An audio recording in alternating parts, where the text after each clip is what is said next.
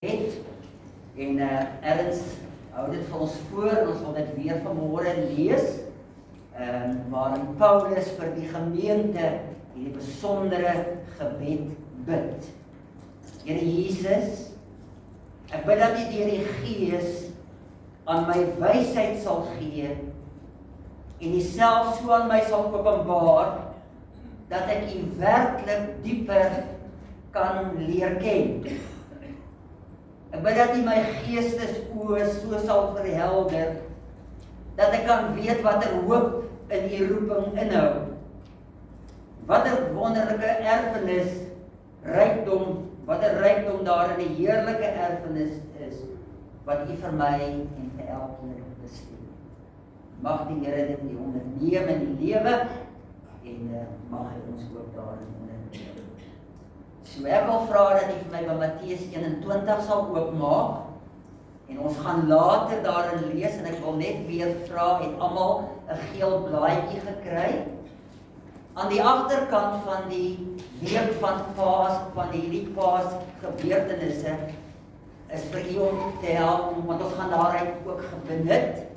Elke boek, 66 boeke van die Bybel, is die Here Jesus in daardie boek. Sy naam verskyn net altyd maar die profeseë. Wys die Ou Testamentiese profeseë. So, wanneer jy 'n boek gaan lees, dan is die sleutel in daai boek, Ou Testament, Nuwe Testament, altyd Jesus en wat die boek vir ons beteken, of wil vir ons sê, waarin die Here Jesus betrokke is. Daarom is hy die hoof van die kerk, hy is die hoof van die woord, en daarom is dit sinvol dat hy in alles erken sal word, maar ook in elke boek. En dit maak die Bybel so anders, so baie kosbaar. So kom ons bid net saam vir ons drie diens. Want dierbare Here, as ons dan nou die woord nou gaan lees, om leer vir ons, om help vir ons, om dit te verstaan, wanneer ons ook na die koningskap van die Here Jesus gaan kyk in Palmsondag. Amen. Goed. Nou ons tema vanmôre is Jesus openbaar sy koningskap in Palmsondag, en ons gaan dit verduidelik. Nou, u sal onthou vir koningin Elisabeth, haar pa het gesterwe, en op 25-jarige ouderdom het sy koningin geword, en vir 70 jaar, tot 2022 was sy die koningin gewees, vir die Verenigde State, Verenigde Koninkryk, maar ook die Statebond, waar daar 56 onafhanklike lande was, waarin sy moes bewus wees en haar bediening of haar roeping vervul het, so 2,7 biljoen mense wat onder haar sorg was. Vir 70 jaar, 214 dae, het sy regeer as koning, en op die ouderdom van 96 het sy gesterf. So die koningin het gesterf. Toe moes daar vir haar 'n troonopvolger kom, en naamlik haar seun, wat eers prins was, het toe nou koning geword, in sy ma se voetspore. Op 6 Mei 2023 is hy verklaar as koning, haar opgevolg, oor die Verenigde Koninkryk, maar net 14 lande in die Statebond, so nie dieselfde hoeveelheid mense nie. Hy bestyg die troon op 73-jarige ouderdom, waar op 6 Mei 2023 gekroon is, in Westminster Abbey, en hy is nou 77 jaar.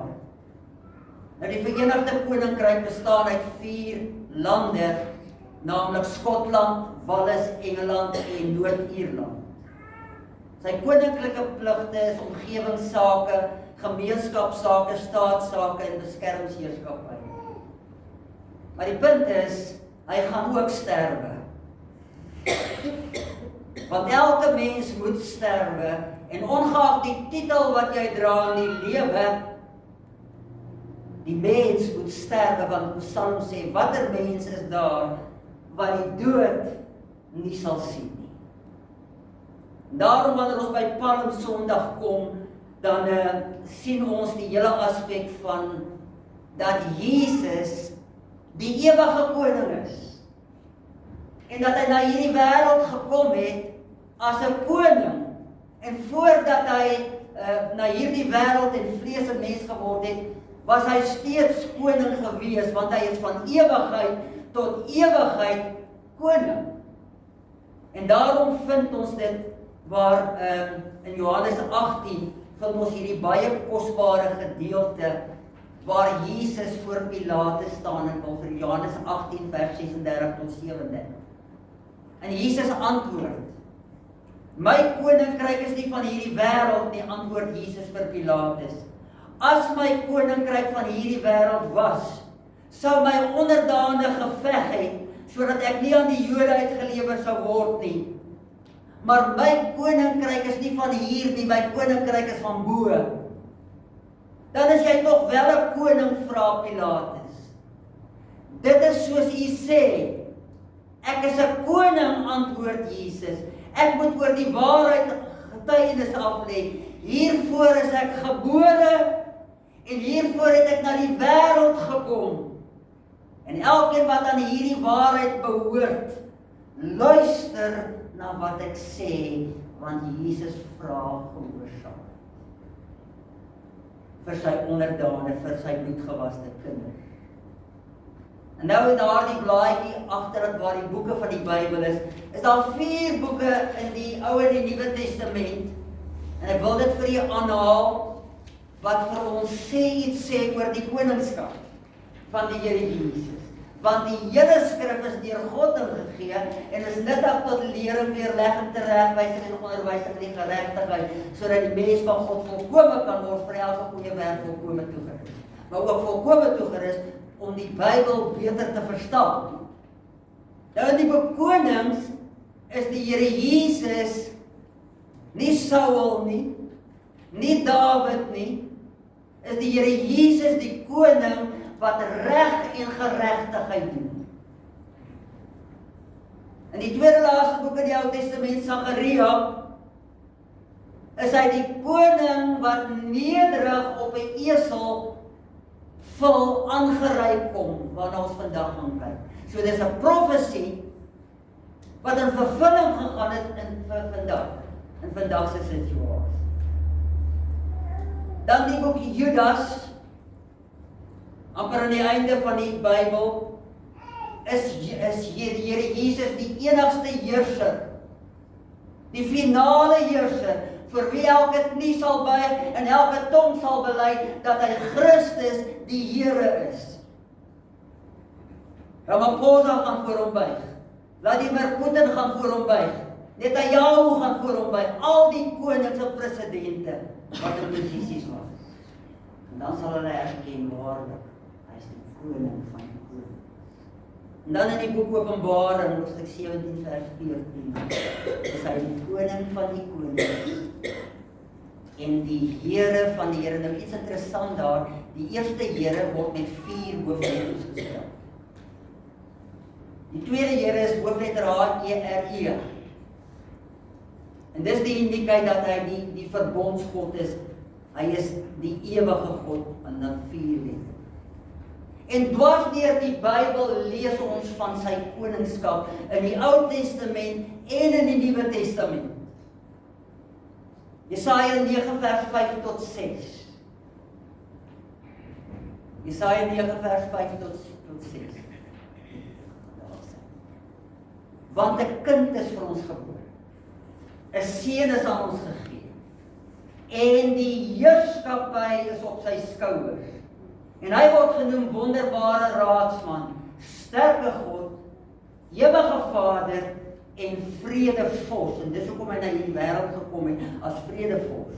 En vers 6 sê, sy heerskappy sal uitbrei en hy sal vir altyd vrede en voorspoed bring.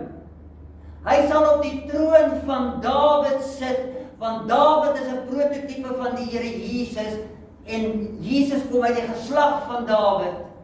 En oor sy koninkryk sal hy regeer.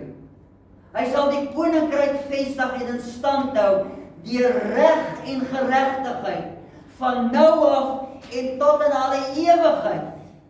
Daarvoor sal die onverdeelde trou van die Here, die Almagtige, sorg.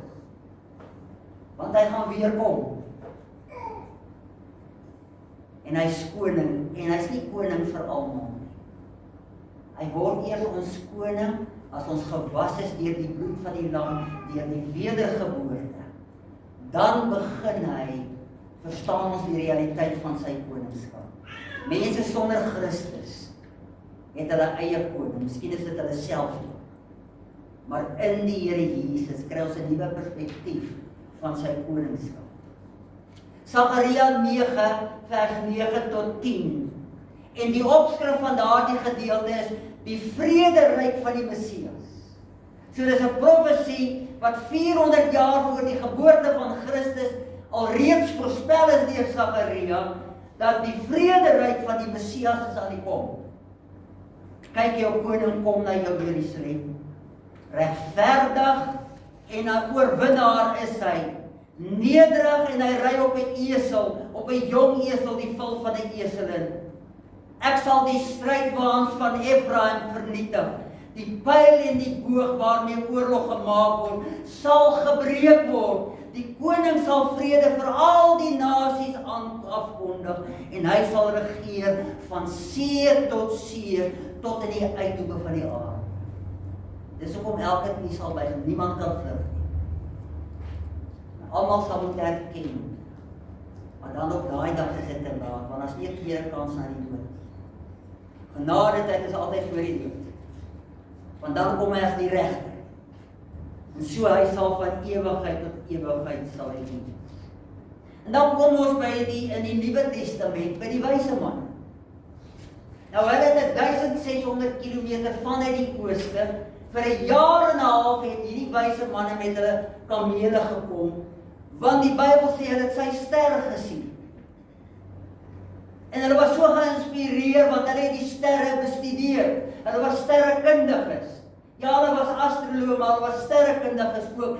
En die Here het aan hulle geopenbaar die ster van die Here Jesus. Wat hulle dan begelei het uit die ooste, en toe kom hulle in Bethlehem in Jerusalem aan. En toe vra hulle vir die mense, waar is die koning met 'n hoofletter van die Jode wat gebore is? Want ons het sy ster gesien. En dan gaan die ster trek hy verder vooruit, en dan kom die wyse manne in Matteus 2 vers 11, met hulle geskenke. Nou ons gee geskenke vir ons kinders, want ons betaal duur vir ons geskenke, en dit het dalk 'n bietjie betekenis, maar partykeer is dit speelding wat sommer môre sy al gebring. Maar hierdie geskenk het 'n diepe betekenis, iets van profetiese siening vorentoe. Die goud spreek van sy koningskap. So reeds deur die wyse manne, en hulle het nie die kennis gehad nie, hulle het miskien 'n klein bietjie kennis gehad, bring hulle goud wat spreek van sy koningskap. Die wierook spreek van sy priesterskap, want hy is die ewige priester. Ons het nie ander priesters nodig nie, die ou verbond is verby. Hy is ons priester, finale priester, ons aanbid hierdie priester. En dan die mirre is die rol van waar hy speel as profeet en verlosser. So 4 dinge, sy koningskap, sy priesterskap, sy profeetskap en sy verlosserskap word geïmplementeer binne in die geskenke. Dis hoekom ek altyd sê, gee 'n geskenk van betekenis. Gee 'n geskenk van waarde. En dis wat hulle kom doen. En dan sê Psalm vers 12, kyk, dan sê Psalm 72 vers 11. Ja, al die konings sal voor hom neerbuig, 'n profetiese belydenis. Mense glo dit nie. Hulle veg hulle eie pad na die hemel toe, sê of alle paaie lei na die hemel. Dit kan nooit so wees nie, want daar's een pad na die hemel, ek is die weg, die waarheid en die lewe. Niemand kom na die Vader behalwe deur my. En die Here Jesus gesê. So elke koning, hoe godsdienstig mense ook al is, hoe heilig mense ook al is, hoe vroom mense ook al is, daardie dag sal geopenbaar word of jy waarlik die Here Jesus aangeneem het as saligmaker. En dan sal die boeke geopen word en die boek van die lewe sê openbaar. En dan sê Psalm 146 vers 10 sê vir ons, die Here is vir ewig koning. Dit staan vas. Toe God die Vader sy Seun gestuur het, en hy daardie belydenis saamgestuur, want hy was koning in sy geboorte, meer as net 'n baba. Dis hoekom Kersfees moet ons altyd dieper kyk. Dis nie die kerskaartjies nie, die dieper betekenis van Kersfees. Hy's die koning wat daar in die krib gelê het. Hy's vir ewig. Nou kom die Here Jesus op Palmsondag, begin hy om sy missie af te sluit in die laaste week, voor hy moes lei, want hoeveel keer in die Bybel het hy sy disippels voorberei, dat ek moet sterwe aan die hand van Sondag, maar onthou, op die 3de dag sal ek opstaan, en hulle het nie altyd dit besef nie, en daarom was hulle depressief geweest toe hy gesterf het. Maria wat vra vir die tuinier, sy gedink is dit teen die tuinier, waar het julle die liggaam neergelê? En dan sê hy Maria, en dan sê sy Rabbi, en sy ken sy stem, gaan vertel vir my broer, ek het opgestaan. Dan kom hy en hy kyk oor Jerusalem. En ons lees op 'n plek in die Bybel dat hy geween het oor die sonde van Jerusalem. Die sonde van die Fariseërs en die Sadduseërs en die skrifgeleerdes wat die mense mislei. En die volk, en hy het geweet hulle gaan na te skree kruisig hom, terwyl hulle op in die begin gedink het dat hy die verlosser is vir die Romeinse Jode. Daarom stap hy in en wil ons na 5 aspekte kyk uit hierdie gedeelte, maar kom ons lees dit dan saam. Matteus 21 van vers 1.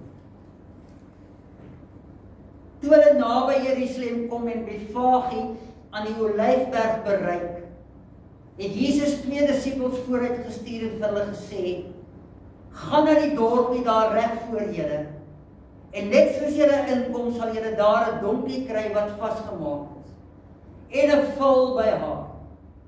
Maak haar los en bring hulle vir my. En as iemand vir julle iets daaroor sê, antwoord dan, die Here het hulle nodig, en hy sal hulle gou weer terugstuur. Dit het gebeur sodat die uitspraak van die profeet vervul sou word. Sê vir Sion, kyk, jou koning kom na jou toe. Hy is nederig en hy ry op 'n donkie, op die vul van 'n pakket, Sagaria 9:9. Die 2 disippels het toe vooruit gegaan en gedoen wat Jesus hulle beveel het. Hulle het die donkie en die vul gebring, van hulle klere op die diere gesit en Jesus het opgeklim. Die grootste deel van die skare het van hulle klere op die pad oopgegooi en ander het takke van die bome afgebreek en dit op die pad gestrooi.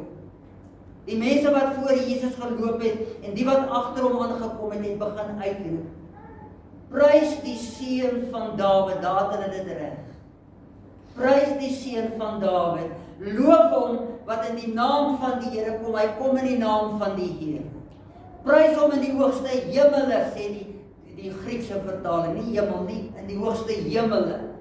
Toe Jesus in Jerusalem ingaan, het die hele stad in beroering gekom en gevra, wie is hierdie man? Die skare het geantwoord, dit is die profeet Jesus van Nasaret van Galilea. Daarom in die eerste plek wil ons vir mekaar kom sê, in hierdie Palmsondag is Jesus die koning in wie al die Ou Testamentiese profesieë vervul is. Die tientalle profesieë, want die Ou Testament wys heen na die Nuwe Testament. Die Nuwe Testament is die vervulling van die profesieë wat terugkyk. Maar die Ou Testament van die moederbelofte, Genesis 3 vers 15, Slang sal jou in die hak byt en jy sal hom die kop vermorsel, die moederbelofte alreeds van die kruisiging van Jesus. So al die beloftes in die Ou Testament vind nou die vervulling in die Here Jesus en wat die denominasies alles ook al verkondig met hulle leringe. As dit nie 'n vervulling is in Christus nie, is dit nie 'n Bybelse leer. Dis ons altyd beseker. Koning in wie die profesie vervul is. Nou Jesus het iets baie interessant gesê in Lukas 24 vers 44 tot 47. Julle kan dit neerskryf, ek wil dit vir julle lees. En Jesus sê vir die disippels: Dit is die woorde wat ek met julle gespreek het toe ek nog by julle was. Dit alles wat oor my geskrywe is. En in die wet van Moses, die eerste 5 boeke, en in die profete, beginnende by Moses as 'n profeet, tot by Maleagi die profete, en in die psalms, die messiaanse psalms, wat hy sê verder, oor my geskrywe is, en vervul moet word. Toe open hy hulle verstand, om die skrifte te verstaan, en hier is 'n groot waarde. Ons kan die Bybel lees, en dit kan 'n dooie boek wees. Want ons verstaan dit nie. Maar wanneer die Heilige Gees dit vir my oopbreek, dan kry ek die Bybel sin. En dis hoekom ons moet lees, want die Gees berei ons harte voor. En dis hoekom ons die Bybel gedurig moet lees, dikwels moet lees, aanhoudend moet lees, sodat die Here sy skatte kan oopbreek en dat ons die skrifte beter kan verstaan. Want daar is soveel mense daar buite wat die skrif nie ken nie en onkundig is. Ek sien dit met my klas by die skool. Ek sien dit by die ouer huis. Ek sien dit by die paartjies wat ek voorberei vir troue. Onkundig. En ons mag nooit onkundig wees nie, ons moet die Bybel bestudeer. En as ons nie weet nie, dan vra ons, totdat ons 'n behoorlike antwoord kry. En dan gaan hy verder. So is dit geskrywe en so moes die Christus ly en op die 3de dag uit die dode opstaan en bekering en vergewing van sondes in die naam verkondig word aan al die nasies. Hoekom? Sodat al die nasies ook die skrifte kan verstaan en daarom kry ons die bloedgewaste kinders van die Here in al die nasies oor die wêreld met sy 8,3 biljoen mense. Selfs in Noord-Korea, die mees vervolgde land in die wêreld. Daar's Christene. En dis hoekom ons bid vir hierdie lande. Die Here hierdie mense staande. Matteus 21 vers 5 en 6. Sê vir die dogter van Sion, kyk jou koning kom na jou sagmoedig. Hy sit op 'n esel, ja, 'n jong esel, die vul van 'n pakdier en die disippels het gegaan en gedoen soos Jesus hulle beveel het.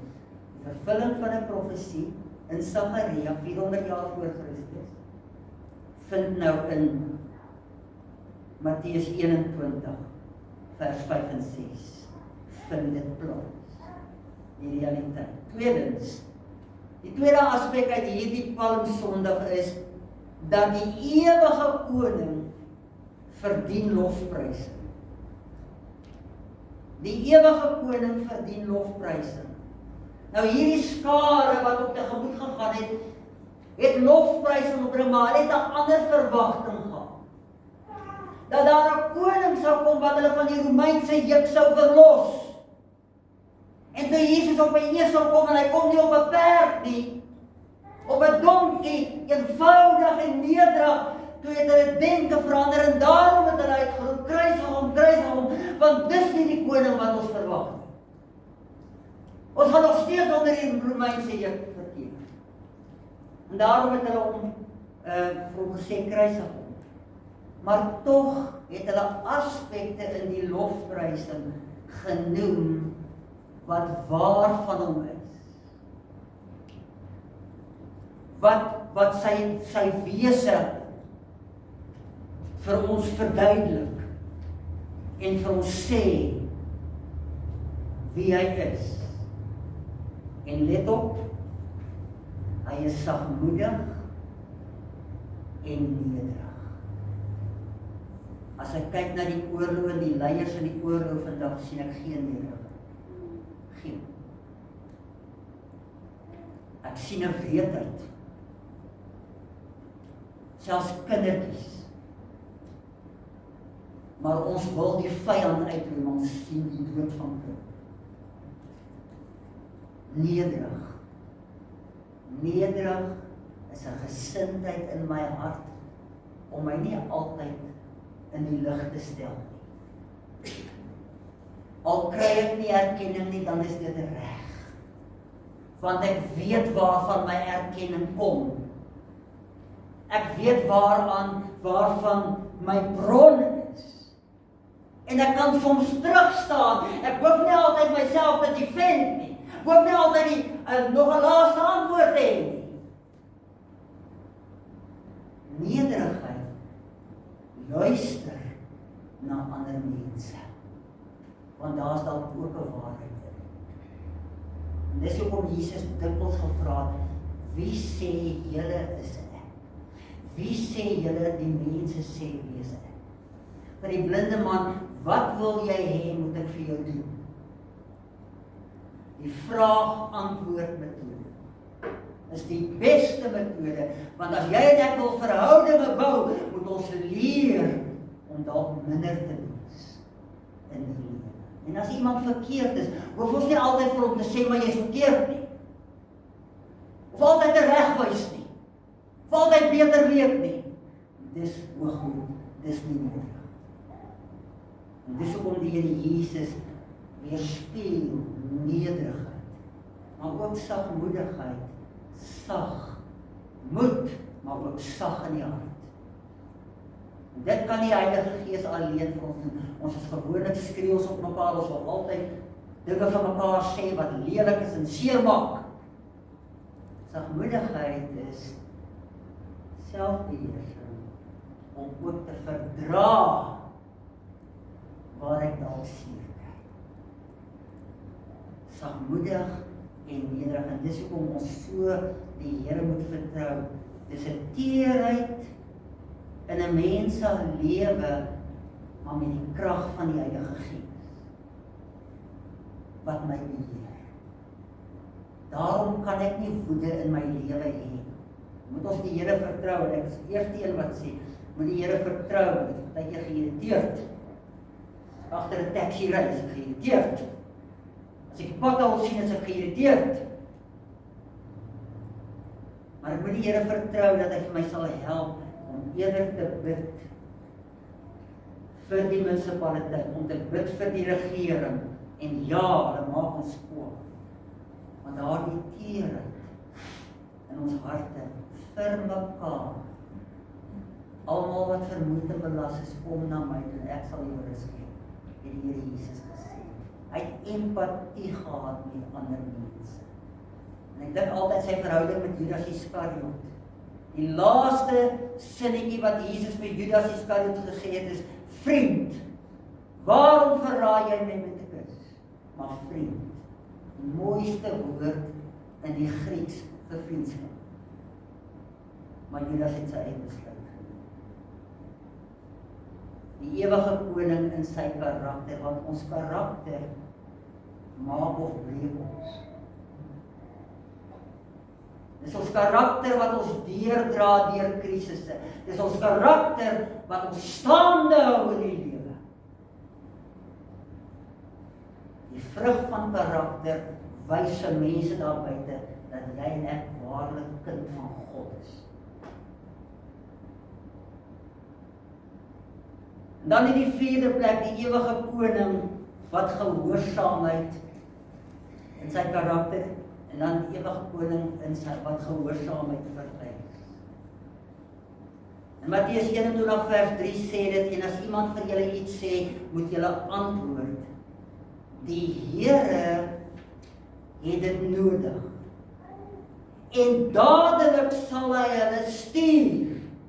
Daar's nie 'n teepratery nie. En dadelik sal hulle stuur, want die Gees werk in harte. Vers Hoofstuk 21 vers 6. En die disippels het gegaan en gedoen soos Jesus hulle beveel het. Dis onderdanig. Dis 'n hart wat so lief vir die Here is en ek wil doen wat die Here vir my sê. Ek gaan nie wegskraap nie. En ek gaan dit in liefde doen, want as Jesus iemand tereggewys het, behalwe die Fariseërs wat hy slange genoem het en wit gepleisterde grafte, het hy dit in liefde gedoen. Selfs toe hy vir Simon Petrus gesê het, gaan weg agter my Satan, want jy bedink nie die dinge van God nie, maar jy bedink die dinge van 'n mens. Toe hy nie wou gehad het, Jesus moes gekruisig word. Toe hy vir die disippels hulle voete wou, hulle moes sy voete was, maar toe was hy hulle voete, en toe sê Petrus, jy gaan in ewigheid nie my voete was, en toe sê Jesus vir hom, as ek jou nie was nie, het jy niks aan my te maak. En dis hoekom Johannes 14:15 vir ons sê, as julle my lief het, bewaar my gebooie.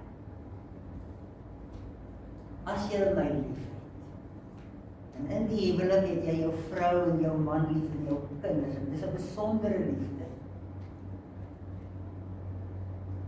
Maar hierdie is 'n dieper liefde. Dis 'n agape liefde. Dis 'n liefde wat gaan seer kry. Maar dis 'n liefde wat steeds bid. Dis 'n liefde wat steeds omgee. Al word my gebed nie dadelik voorlees, dis 'n liefde wat steeds omgee. Al word ek verwerp, is dit 'n liefde wat steeds, ek moet die seer verwerk. En ek moet dit deurwerk. Maar dis 'n liefde wat steeds vir die vyand bid. Nou sê hy, as julle my lief het. En is dit nie maar die finale keuse wat eendag in ons lewe gaan tel, hoe lief het ons die Here Jesus gehad? Is dit nie maar die barometer van hoe lief het jy en ek die Here Jesus gehad in ons wandel, in ons situasies? Was hy ons toevlug? En wanneer ons gefaal het, of geval het in sonde, dat sy liefde my terugbring, en my weer voet op 'n rotsplan, my nuwe lied gee in my mond, want hy my modderslyk om uit te haal. En dat ek teruggaan en sê, Here, ek is jammer, maar dat ek hierdie liefde sal vestig, want liefde, ware liefde, die Here Jesus het jou en my nog nooit seer gemaak. Nog nooit seer gemaak. Hy was nog net altyd goed vir ons. Hy het nog net altyd die beste vir ons bedoel.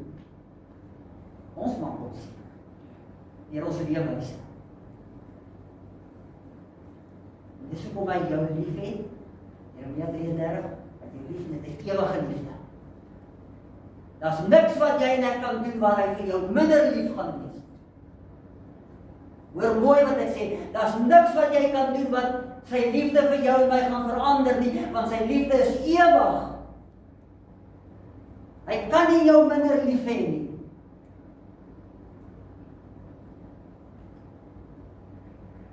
So as jy my lief het, bewaar my gebooie.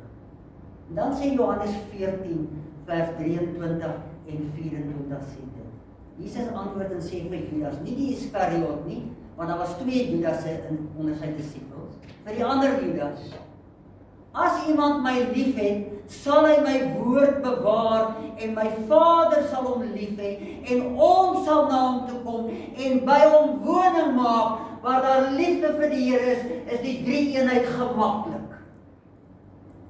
Waar daar haat is en bitterheid is en jaloesie en geldgierigheid en al die dinge, daar vind die drie-eenheid dit moeilik om wortel te skiet. Maar hoe meer die liefde groei, hoe meer tuis is die drie-eenheid in ons harte en ons lewens. Kyk, jy weet as jy by iemand gaan besoek, jy weet of jy welkom is. Ek lees altyd die atmosfeer van mense. By die werk, ek lees altyd die atmosfeer van mense, dan weet ek dadelik of ek welkom is, of jy na my gaan luister, of jy my belangstel op. Seker maar 'n sterk ding wat die Here vir my gegee het. Nou moet jy nou optree volgens dit. Miskien in jou pasoppels wees of wat ook al. Hoe heerlik is dit om by iemand tuis te kom wat 'n hart vol liefde het en jou verwelkom. Alles dit in 10 sekondes. Nie verbystap en vra van hoe gaan dit met jou? Nee, staan stil, kyk my in die woord sê. Hoe gaan dit? Die drie eenheid is tuis, waar daar die liefde is, want dis die fundament. Hy is daar tuis. Nou gaan hy verder, wie my nie lief het nie, neem my woorde nie ter harte nie, en die woorde wat julle hoor, is nie myne nie, maar die Vader se wat my gestuur het. En hy weet wie hom nie lief het. Al sê ons met ons mond, ons is lief hom. En dan vyftens, die ewige koning in sy soewereiniteit.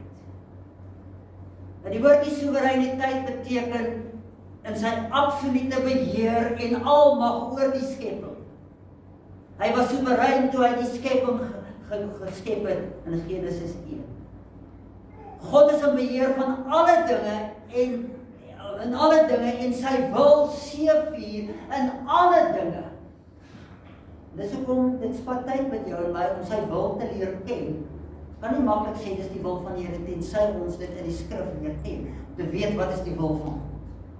Want hy het 'n toelaatbare wil, hy het 'n geheime wil, hy het 'n donker wil en hy het 'n toelaatbare wil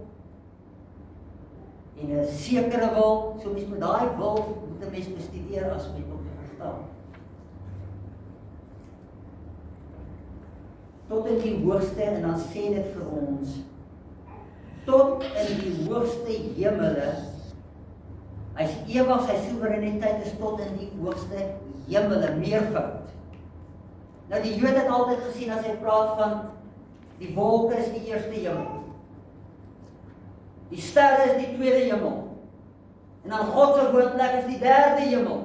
En Paulus sê in Korintiërs, ek is opgeroep tot in die derde hemel waar ek wonderlike stemme gehoor. Onuitspreeklik. So tot in die derde hemel, die hoogste hemele, heers sy soewereiniteit. Dis hoekom die engele wat nie geval het en saam met Satan gegaan het, om steeds verheerlik. En wanneer 'n mens tot bekering kom, dan is hy juig in die hemel in die hemel. God se woonplek. Dis hoekom hy sy seun gestuur het, om hierdie Paastyd te begin, om in te gaan, sodat hy vir die mense kon sterwe in daardie tyd, maar dit het ewige waarde, so lief het God die wêreld gehad, dat sy seun gegee, sodat elkeen wat hom gelief het.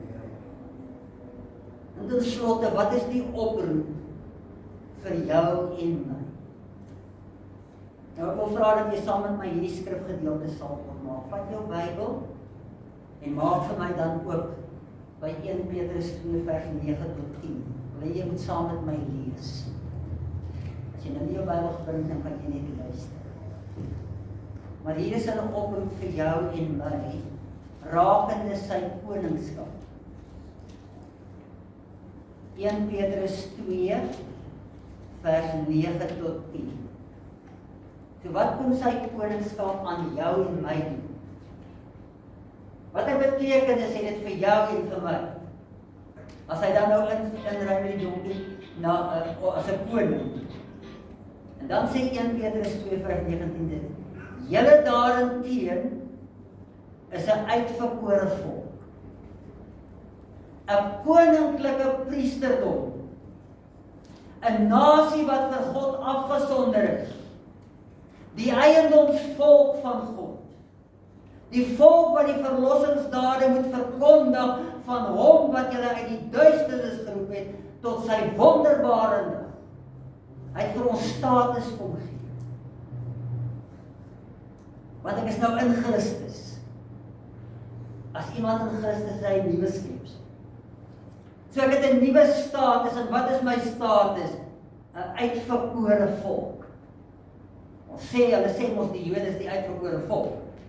Maar die bloedgewaste kinders is die uitverkore. 'n Koninklike priesterdom, want ek is word gestuur as koningskind om die priesterampt te vervul. 'n nasie wat deur God, ek is afgesonder vir die Here. Ek is nou die eiendom van God. Satan het nie meer beheer oor my lewe nie, ek is nou God se eiendom. Om wat te doen? Om te gaan getuig, om te vertel deur my lewe en deur geleenthede om te gaan vertel, want eers was ek in die duisternis en nou is ek in die lig. So iets kragtadigheid met my en jou gebeur. Ons kan dit nie van onsself hou. Een van my kernteksies in die Bybel is Efesiërs 5:16. Maak die beste gebruik van elke geleentheid want die Here is naby. Die Here gee ons soveel geleenthede. En dan Openbaring 1 vers 5 en 6. Hierdie kosbare gedagte in die laaste boek. En dit sê as volg: en van Jesus Christus, die geloofwaardige getuie, die eerste wat uit die dood uit opgestaan het, die heerser oor die konings van die aarde, uit liefde vir ons, het hy ons deur sy bloed van ons sondes verlos en ons sy koninkryk gemaak, want hy is die koning van die koninkryk. Dis nie soos ons gewone koninkryk nie, hy is die koning van die koninkryk, van sy kinders, priesters vir God, sy Vader. En 'n priester is in diens van die Here. Is bruikbaar en beskikbaar vir die Here. Iemand het vir my nou gevra, wat is die spesiaalste tyd in jou lewe? Sê ek wel, ek is nou 'n pensionaris. Hier is 'n baie spesiale tyd. Dis 'n tyd wat God vir my geleen om te benut en te gebruik solank ek kan. Want dis 'n nuwe dimensie. Daar's baie groot tye terug, maar ook slegte tye. Maar nou is ons in 'n nuwe tydvak. En dis ons spesiale tyd vir die Here om te gebruik. Nou gaan hy verder. Priesters vir God, sy aan hom behoort die heerlikheid en die krag tot in al die eeuwigheid. En ek wil afsluit met 'n gebed. Ons gaan almal ons oë sluit terwyl ek hierdie gebed vir jou lees. As jy 'n kopie wil hê, sal ons vir jou 'n kopie laat maak. Maar ek dink dit is baie spesiaal. So kom ons sluit die oë en kom ek lees hierdie gebed. Die Palmsondag gebed. Here Jesus, op hierdie Palmsondag onthou ons u intog in Jerusalem. Hoe u met sagmoedigheid en vrede gekom het, terwyl die skare u met lof en palmtakke verwelkom het. Here, help my om u ook vandag met oop harte te ontvang. Nie net met woorde nie, maar met lewens wat u eer. Leer my om u te volg, selfs wanneer die pad nie maklik is nie. Geef vir my die nederigheid om die koningskap te erken en die moed te hê om vir die koningskap op te staan. Here, laat ons nie net deel wees van die skape wat vandag Hosanna roep en môre stil bly nie. Maar maak ons standvastig in ons geloof. Kom regeer in ons harte. Bring vrede waar daar onrus is en hoop waar daar twyfel is. Ons loof u koning van ons lewens. Hosanna in die hoogste. Amen.